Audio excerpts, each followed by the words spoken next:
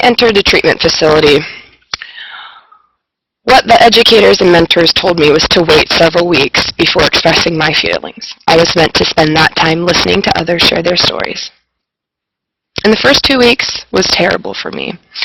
I wake up with night terrors, screaming, sweating, my clothes would be soaking. It was to the point that we needed to change my bed sheets almost every night. And it's because all the alcohol in my system had to be released somehow, and it came out in the form of withdrawals. And man, that's tough. It's not funny. And I would wake up and realize that I'm in a treatment facility and have to ground myself about where I am and go through that process. And I don't know if you've ever been there, but for me, that was very devastating. When I finally had the chance to participate in discussion, I didn't know what to say. I would tell them my name, and then I was at a loss for words. But every time I raised my hand to participate, they would say, "You need to listen." So Alcoholics Anonymous was on the treatment grounds, and they provided an interpreter for me. And when I would go to these meetings, I realized that there was such a variety, a diversity of people there. Men, women, all of their different experiences, their backgrounds. Some had worser stories than mine, and some people had stories I felt were very mediocre. And I just kind of soaked it all in. Some people had been sober for 1 to 2 months, some for 5 years. It really varied, this massive spectrum. And it's very interesting to see all different walks of life come into one group session. But the one thing we all had in common was a dependency on alcohol. And that's step 1 of Alcoholics Anonymous, is to admit that you have a problem and give yourself up to that. And I found that to be true for me. So we had an interpreter present for the meetings, and I spent a lot of time learning about the sessions. Once the treatment sessions were over, I felt like I wasn't ready to go out into the real world. So what they provided me with what they call a halfway house. And if I can remember correctly, there were 14 men in one halfway house. And we all shared the same mindset and same goal of reintegrating into society. The problem for me was that they had one interpreter provided for one Alcoholics Anonymous session per week. And that wasn't enough for me. I had my mind dead set on a sober living. I wanted to get rid of my past in its entirety, so I didn't care that there wasn't an interpreter present for all of the meetings. I would show up early, and I would go to every meeting. I would help them set up coffee, despite the fact that I don't even drink coffee. I would help them set up chairs. And they have what is called the 90-90 rule. That's 90 meetings in 90 days. But you know what? I went above and beyond. 180 meetings in 90 days. Sometimes I would go to several meetings a day, and it was because I was hungry. I was hungry for the information, for the relatability that those meetings provided for me. In those meetings, I felt safe. I felt as if I was an equal amongst my peers. When I went to work, I was by myself. I faced temptation, and I didn't want to do that on my own. Going into those meetings saved my life, and I would bring my big book with me. Oh, you're reading chapter 2? I'm reading chapter 2, and I'd read through it myself, and I'd watch the speaker and lip read with what I could. I'd sit in the front, and I did my best, but truthfully, it didn't matter. I felt comfortable being there. Those Alcoholics Anonymous meetings, Narcotics Anonymous meetings, I would even go to Chemical Dependency Anonymous meetings. I went to all 3. Day in and day out, I would go straight to work.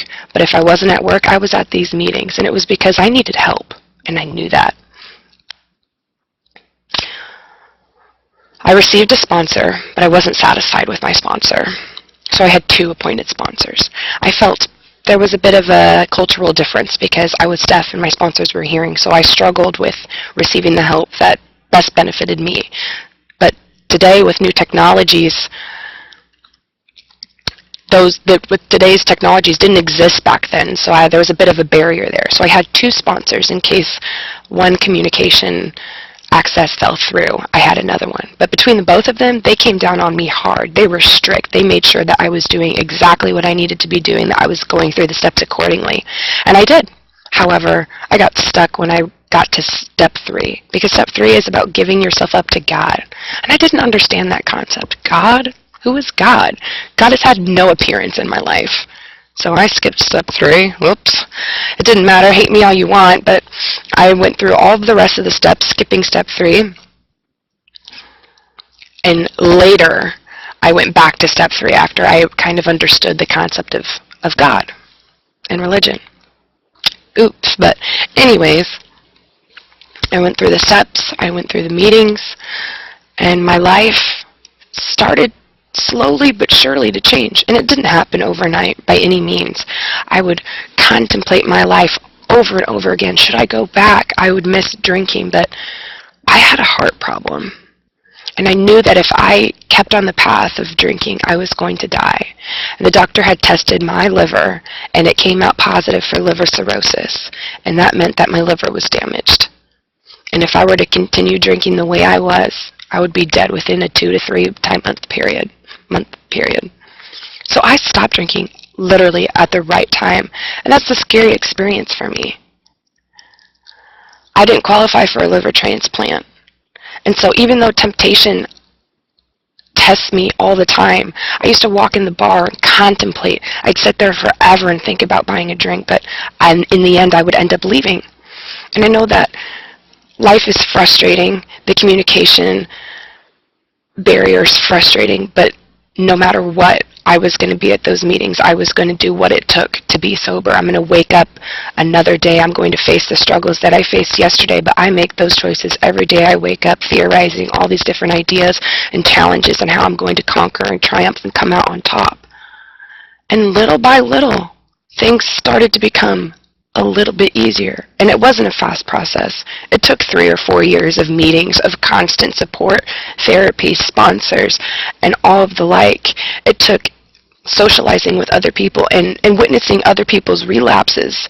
But Alcoholics Anonymous stays the same. Meetings are still there. People are still there. That positive mindset still remains. Now, I tried coffee one time and I hated that, but besides the point, I know that the old life I was living deserves to stay in the past. For 5 years of continuous hard work and effort, dedication, and time is what it took for me to slowly and steadily improve. And since then, it's been 22 years now I've been sober, and I don't feel like a perfect man. Every once in a while, temptation still strikes, because the problems that led to my drinking still exist. Family, money, work, financial hardships, relationships, all of those aspects, the world's stressors, economics, military, war, our children, our future, all of those things are still there. They still give me stress. But I'm learning that that's normal, and it's not an excuse for my temptation to allow me to go back to drinking. I know that if I take that first sip, I am done for. I am a dead man walking, and I would go right back to where I was. I enjoy a sober living. I enjoy being clean. But most of all, I enjoy helping other people get introspective about themselves and realizing we have the same problem and knowing that I can extend a helping hand to them. Because all of these people helped me in Alcoholics Anonymous. By giving me a helping hand, I have given others a helping hand. And that is the circle of Alcoholics Anonymous. It's not perfect. Like I said, there are relapses, there are mistakes made. But the positive encouragement that I receive gives me the strength to give that to other people. And that's the cycle. And it's a beautiful thing. And I've also recognized the power of God helping me, of Alcoholics Anonymous helping me, of DOTA helping me, all for the simple fact of becoming clean. Is my life better? Yes. Is it perfect? No. But I feel prideful in the fact that I know I'm okay. I know that I'm going to be all right no matter what. That taking things a day at a time, I'm going to be fine. Thank you for listening to my story. Thanks.